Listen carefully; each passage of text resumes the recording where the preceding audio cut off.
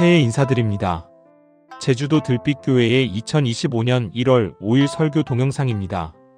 오늘은 새해 첫 성찬례와 새해맞이 시 낭송을 함께 나눴고, 특별 순서로 모욱빈 목사님으로부터 팔레스타인의 고통과 이스라엘의 죄상에 대한 이야기를 듣기도 했습니다. 이 영상은 오늘 예배 중에서 조영배 목사님의 얼쑤 좋다, 박달의 새해로다라는 새해맞이 설교를 별도로 편집한 것입니다.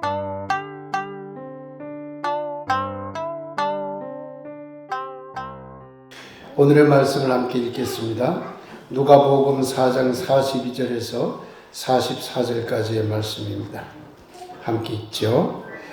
날이 밝음에 예수께서 나오사 한적한 곳에 가시니 무리가 찾다가 만나서 자기들에게서 떠나시지 못하게 만류하려 하매 예수께서 이르시되 내가 다른 동네들에서도 하나님의 나라 복음을 전하여야 하리니 나는 이 일을 위해 보내심을 받았노라 하시고 갈릴리 여러 회당에서 전도하시더라. 말씀을 아름답게 받겠습니다. 아멘. 네, 오늘은 새해 첫 주 예배 날입니다. 먼저 말씀을 함께 나누기 전에 새해 축복하는 인사를 하도록 하겠습니다. 우리 교회에서는 세 가지 인사하지요. 네. 함께 보면서 인사합시다. 시작. 새해 복 많이 받으세요. 복 많이 만드세요. 복 많이 나누세요. 네. 복 많이 받으세요라는 말은 매우 수동적이고 무엇인가를 가지려고 하는 겁니다. 많이 받아야 되겠죠. 근데 우리 스스로 복을 만들어야 되겠고, 또한 만든 복을 함께 나누는 그런 새해가 되었으면 좋겠습니다. 오늘은 얼쑤 좋다, 박달의 새해로다 라는 제목으로 한국인의 문화적 역량이 이 나라를 바로 세우고 모든 위기를 극복한 후에 놀라운 새 나라를 만들어낼 것이라는 점을 함께 생각해 보려고 합니다. 오늘 말씀과 함께 한국 문화의 힘이 우리 교우들 여러분 안에서도 더욱 솟구쳐서 우리의 새해가 새로운 축복으로 가득하게 되길 간절히 소망합니다. 아멘. 우리 민족을 흔히 배달의 민족이라고 합니다. 배달이라는 말은 본래 박달이라는 말에서 나왔습니다. 박달을 한자로 표기해서 배달이라고 한 것입니다. 박달의 민족이라고 하는 것은 밝은 빛을 좋아하고, 밝은 곳을 좋아하고, 밝은 해가 뜨는 동쪽으로 향하고, 해처럼 뜨거운 열정을 가지고 밝다는 것이 뜻하듯이 이익이 아니라, 어두침침한 이익이 아니라 환히 드러나 있는 그런 의로움, 정의를 중시하는 민족이라는 뜻입니다. 박달의 민족이 그런 의미를 가지고 있습니다. 박달이라는 말에는 크게 두 가지 의미가 있습니다. 첫째는 감춘 것이 없이 밖으로 드러나 있다는 뜻이 있습니다. 밝은 곳을 좋아한다는 것은 밖으로 드러나 있다는 것을 말하는 것이죠. 그래서 박달 민족인 우리 민족은 은밀히 숨기는 것보다 환히 드러내는 것을 좋아한다고 합니다. 두 번째는 더러운 것이 없이 밝고 깨끗하다는 뜻을 가지고 있습니다. 흔히 우리 민족을 백이민족, 흰옷을 좋아하는 민족이라고 하죠. 그런데 이것을 단순히 흰색을 좋아하는 민족이다 이렇게 생각하시면 안 되고, 밝은 것, 더러움이 없이 깨끗한 것, 그러니까 그 깨끗한 것이 의로움으로 나타나는 것이죠. 그걸 좋아한다는 그런 뜻을 가지고 있다고 합니다.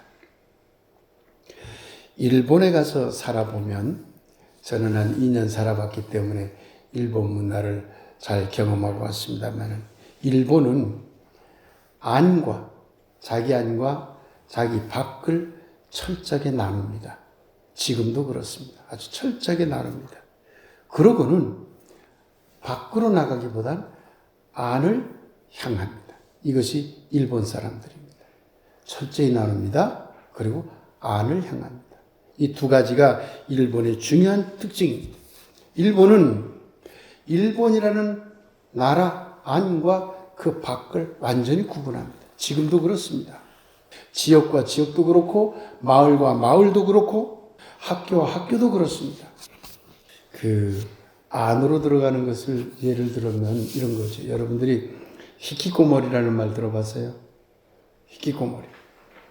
히키코모리가 뭐냐면 안으로 숨어들어서 그냥 계속 그 방 안에서만 살아가는 그런 사람들. 일본 사람들이 굉장히 많죠. 히키코모리.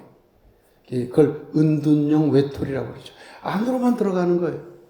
우리나라도 조금 생기고 있지만 본래 우리나라는 그런 문화가 없어요. 일본은 그저 안으로만 들어가요. 히키코모리 문화라고 그럽니다. 무라하치부라는 말이 있어요. 이건 뭐냐면 무라라는 말은 마을이라는 말입니다. 하치부는 튕겨 내쳐버렸다는 말입니다. 튕겨 내쳐버렸다. 마을 안의 일을 함에 있어서 마을 안의 일을 열심히 해야 되는데 어떤 사람이 밖으로 나가려고 해요. 마을 안에 관심이 없어. 그러면 바로 튕겨버리고 그 사람이 살아갈 수 없도록 완전히 잘라버립니다. 이걸 무라하치부라고 그래요. 그래서 여러분에게 언젠가 말씀드렸잖아요. 일본의 축제 열심히 하는 거 너무 좋은 눈으로만 바라보지 말라고. 무라하치부 당할까 봐서 나오는 거예요. 축제 때 안 나오면 무라하치부 당해요. 저 가족은 나오지 않았네, 축제? 그럼 장사가 안 돼요. 잘라버리거든요.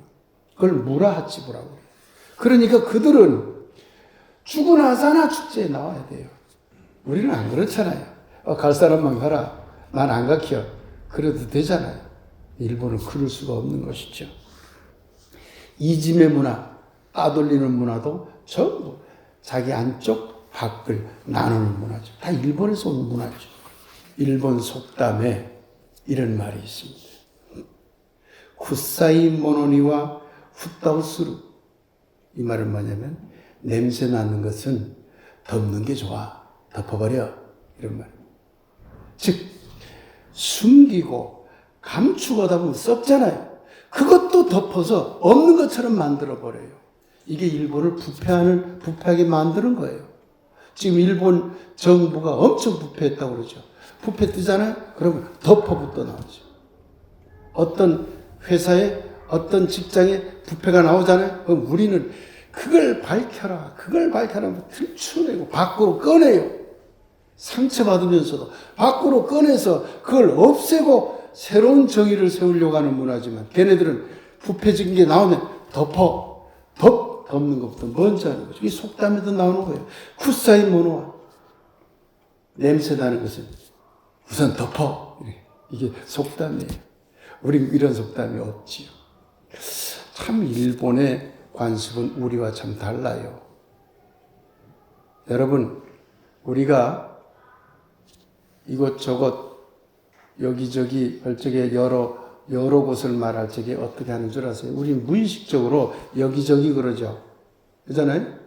이곳저곳에서 여기저기에서 그러죠.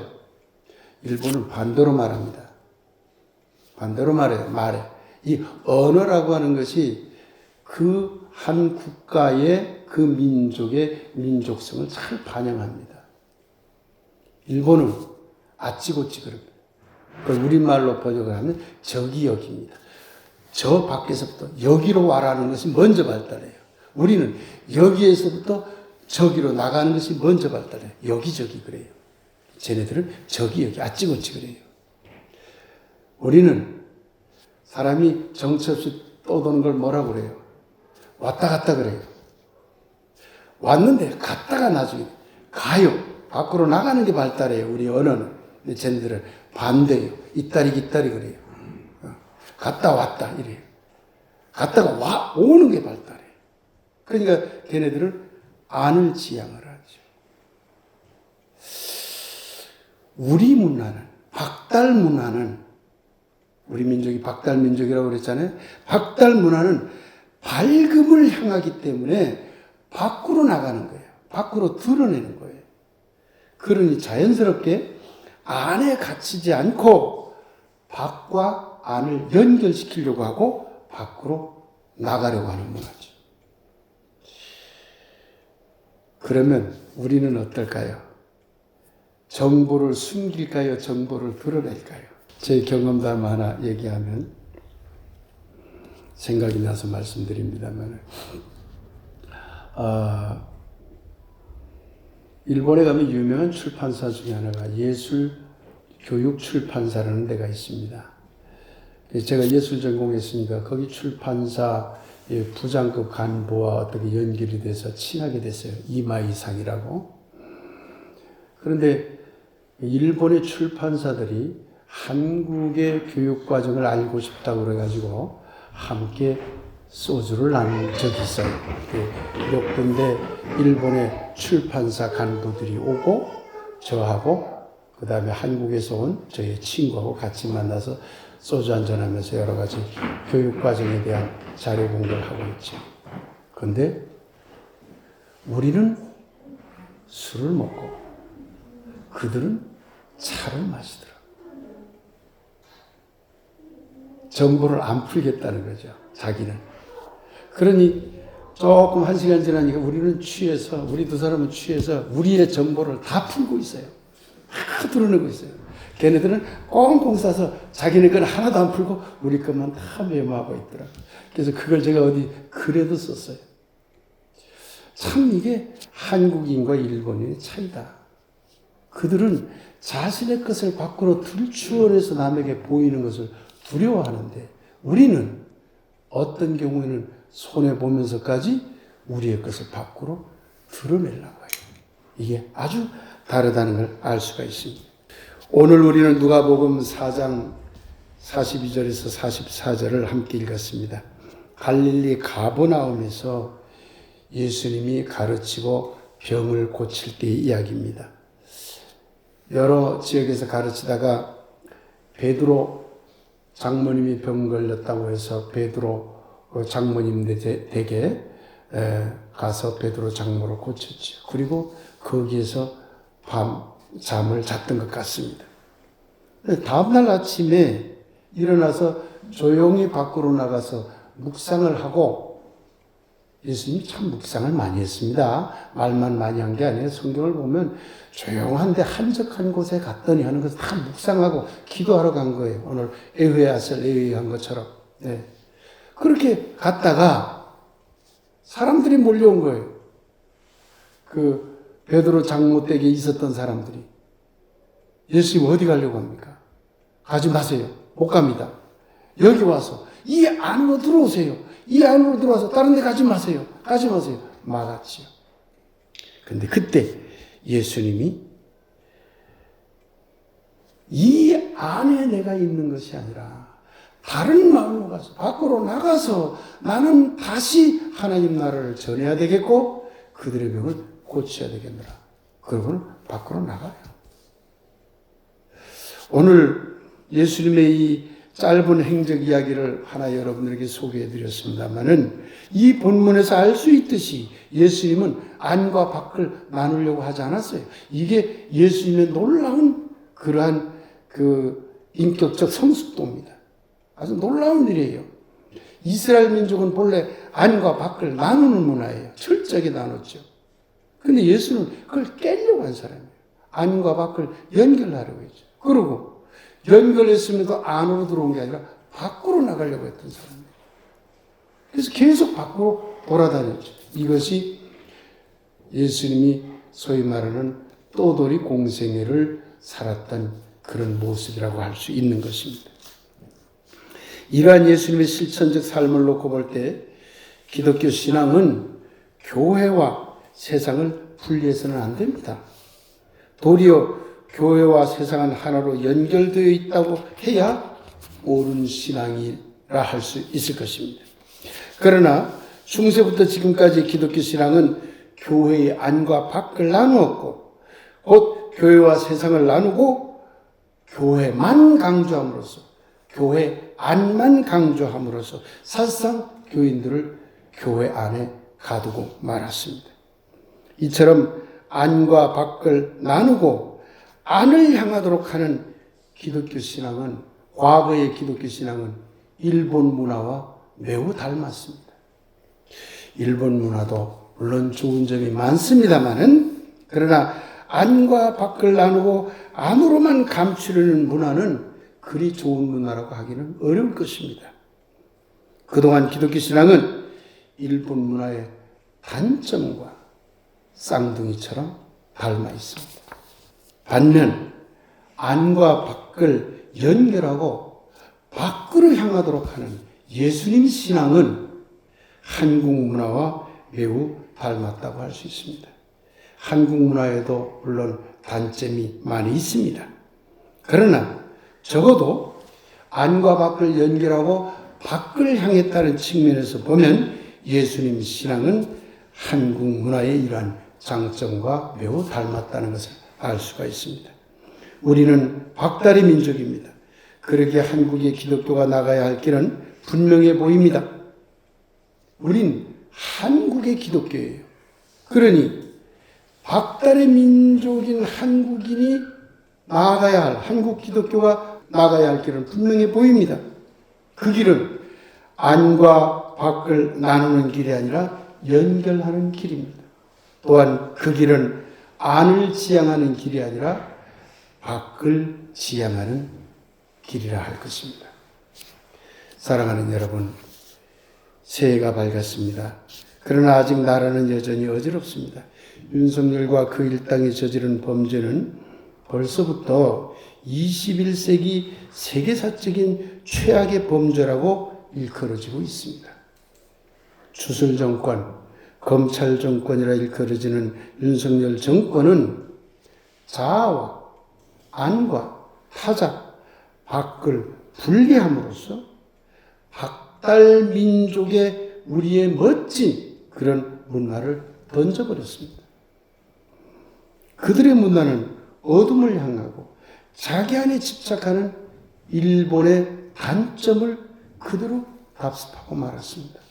그러니 윤석열 정권은 어둠의 세력이 될 수밖에 없었고, 불의하고 부패한 세력이 될 수밖에 없었고, 위계적 지배를 당연하게 여기는 독재 세력이 될 수밖에 없었습니다.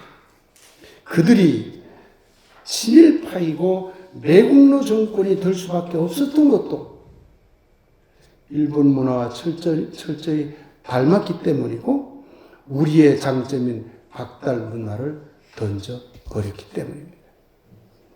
아마 윤석열, 김건희의 검찰 정권, 추슬 정권을 법적으로 철저하게 심판하고 새로운 나라를 세우려면 시간이 걸릴 것입니다. 그러나 저는 그리 걱정하지 않습니다. 우리 민족은 예나 지금이나 국난을 극복하는 놀라운 문화적 역량을 보여주었기 때문입니다. 우리 민족은 안과 밖을 연결하고 찬란한 빛이 비치는 밖으로 용감히 나서는 그야말로 박달의 민족이기 때문입니다. 오죽했으면 세계 사람들이 오지랖이 너무 넓은 것이 한국인의 단점이라고 할 정도로, 우리를 일컬어 오지랖이 너무 넓다고 그러거든요. 그럴 정도로 우리 민족은 밖에 있는 모든 타자와의 만남에 마음을 활짝 여는 놀라운 문화적 유전자를 가지고 있기 때문입니다. 그래서 저는 그리 걱정하지 않는다는 뜻입니다. 그래서 저는 2025년 새해는 얼쑤 좋다 박달의 새해로다 라는 노래가 이 나라 온 땅과 모든 국민 위에 널리 퍼져나가리라 믿습니다. 암울하지만 그동안 한국 기독교는 안과 밖을 나누고 안으로만 침잠에 들어가는 어리석음에 빠져 있었습니다. 그러나 한국 기독교에도 박달의 꽃이 피어나리라 믿습니다.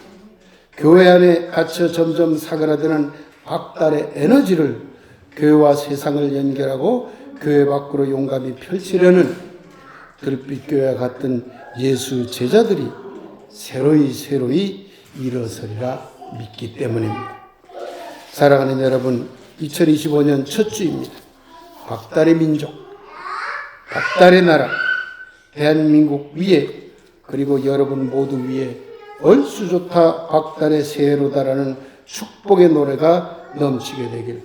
그래서 안으로 웅크리지 말고 새롭게 밖으로 나가 우리의 빛 에너지를 솟구치게 되길.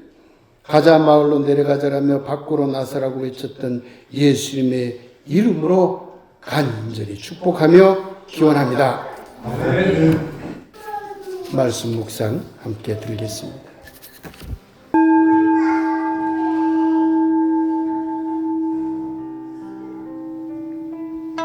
얼쑤 좋다 박달이라. 박달의 빛이 일어섰습니다. 박달의 외침이 울렸습니다. 박달의 노래가 퍼졌습니다.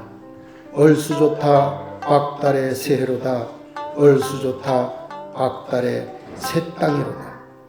마침내 안과 밖을 이어 마침내 밖의 다름을 만나 박달의 힘을 솟구치리라. 박달의 꽃을 피우리라. 아멘.